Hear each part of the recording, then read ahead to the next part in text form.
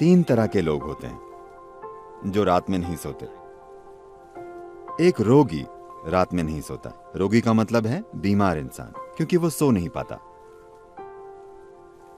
एक भोगी रात में नहीं सोता। एक सुख खोजने वाला रात में नहीं सोता, क्योंकि उसके कामों के लिए रात मददगार होती है। एक योगी भी रात में नहीं सोता, क्योंकि उसके लिए भी रात बहुत सहायक होती है। आप इनमें से क्या हैं आप तय कर सकती हैं, मैं कुछ नहीं कहूंगा। रात में क्या खास होता है? देखिए, रोशनी।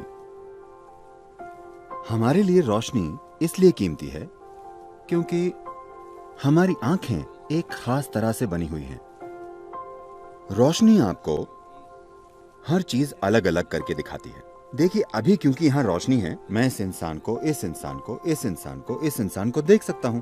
मान लीजिए लाइट चली गई और अंधेरा हो गया, मैं बस लोगों के झुंड को देख पाऊंगा। मैं इस इंसान को, इस इंसान को, इस इंसान को नहीं देख पाऊंगा। तो रात में कुछ ऐसा है कि रात में सीमाएं थोड़ी धुंधली हो जाती हैं। तो योग के लिए, सेक्सुअलिटी के लिए, दोस्ती के लिए, नजदीकियां, पढ़ाई, फोकस, इन सभी चीजों के लिए रात ज्यादा सहायक लगती है, क्योंकि रात में आपके और दूसरे के बीच का अंतर कम हो जाता है।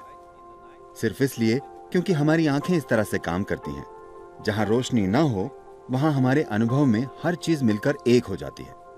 तो एक योगी, एक भोगी और एक रोगी, ये तीनों रात का इस्तेमाल करते हैं। आप भी इसका इस्तेमाल कर सकती हैं। इसमें कोई समस्या नहीं है, जब तक कि आप क्लास में सोती ना हो।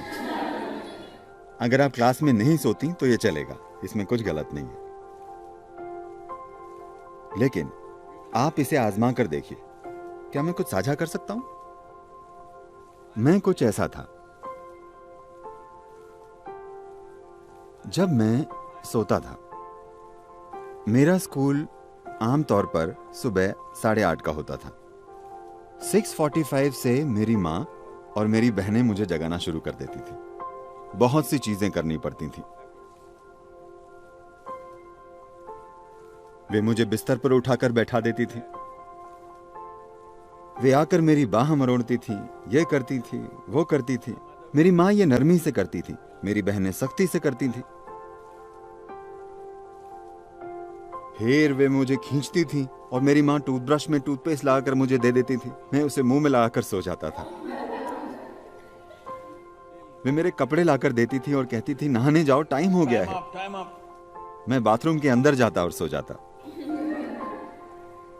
अगर कोई मुझे ना उठाए तो मैं दिन में 1-2 बजे तक एक पत्थर की तरह सोता था। जागकर करवटें नहीं बदलता था, बस मुर्दे की तरह। लेकिन मैंने 12 साल की उम्र में योग करना शुरू किया। शायद 8 या 9 महीनों के बाद, उसके बाद चाहे जिस भी जगह पर होने पर, चाहे कहीं भी होने पर, चाहे जो टाइम जोन हो, रोज मैं अलग टाइम जोन में होता हूं, लेकिन मैं सुबह 3:35, 3:40 पर जाग जाता हूं, क्योंकि उस वक्त प्रकृति में कुछ बदलाव होते हैं। मेरा शरीर बस जाग जाता है। अगर मैं चाहूं, मैं उठकर जो करना चाहूं कर सकता हूं। अगर मैं ना चाहूं तो मैं थोड़ा और सो सकता हूं, लेकिन शरीर हमेशा जाग जाता है।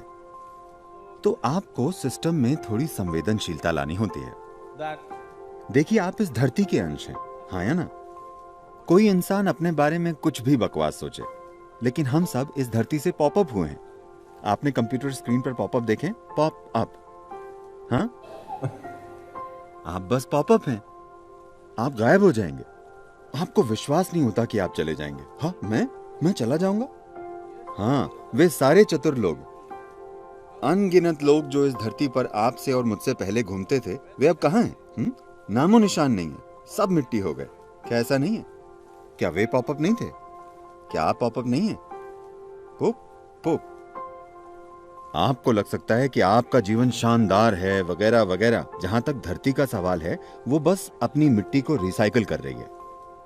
आपको उछालती है और फिर वापस खींच लेती है, उछालती है और फिर खींच लेती है। तो इस जरा से पॉपअप में अहम चीज और सबसे अहम चीज ये है कि आप अपने भीतर संवेदनशीलता लाएं। ऐसी संवेदनशीलता कि जीवन का हर आयाम आपके अनुभव में आ जाए। इससे पहले कि आप मर जाएं, क्या यह महत्वपूर्ण नहीं है कि आप इस जीवन को हर संभव स्तर पर अनुभव करें, है ना? हाँ, है ना? अनुभव का मतलब है लोग सोचते हैं हमें हर दिन पार्टी करना है। नहीं नहीं, एक ही चीज आप कितनी बार करेंगे? इंसान के जीवन में खोजने के लिए बहुत कुछ है। आपको संवेदनशील होना होगा। संवेदनशील से मेरा मतलब है, क्योंकि इस शब्द का एक गलत तरीके से इस्तेमाल किया जाता है। इस मायने में जब लोग कहते हैं अरे वो संवेदनशील है, तो मतलब होता है वो जरा सी बात का बुरा मान जाएगी, है ना?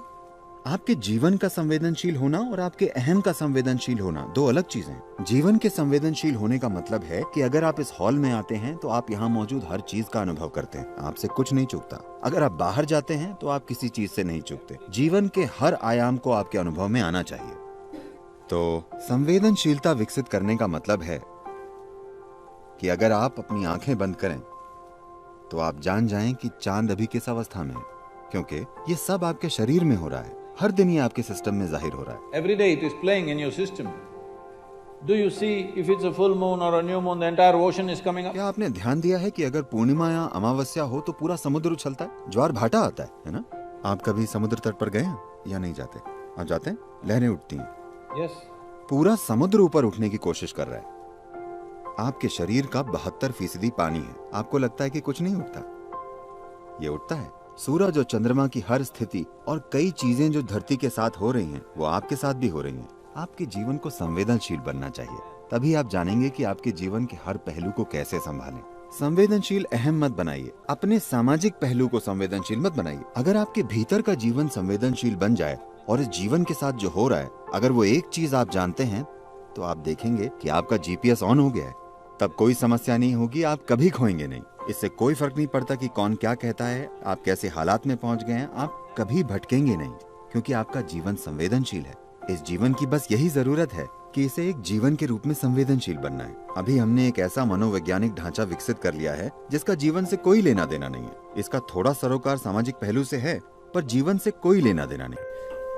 नमस्कारम दोस्तों, आपको जानकर खुशी होगी, माय ज्ञानालय ने योग और वैदिक ज्ञान से जुड़ी सभी चीज़ों को एक जगह उपलब्ध करवाने के लिए myज्ञानालय.in नाम से वेबसाइट शुरू की है, जहां आपको सद्गुरु की सभी पुस्तकों के साथ साथ अध्यात्म और योग से जुड़ी अन्य पुस्तकें भी आपको उपलब्ध करवाई जाएंगी। साथ में बाजार में उपलब्ध पूरी तरह से आयुर्वेद पर आधारित आपके घर, जीवन और स्वास्थ्य से जुड़ी अन्य सामग्री भी यहाँ पर दी गई हैं, जिसकी सहायता से आप आसानी से अपने जीवन को एक शांतिपूर्ण, तनावमुक्त एवं आनंदमय जीवन बना सकते हैं। इसलिए अभी विजिट कीजिए myज्ञानालय.in, जिसकी लिंक नीचे डिस्क्रिप्शन एवं कमेंट बॉक्स में दी गई है। धन्यवाद। स्वस्थ रहें, खुश रहें।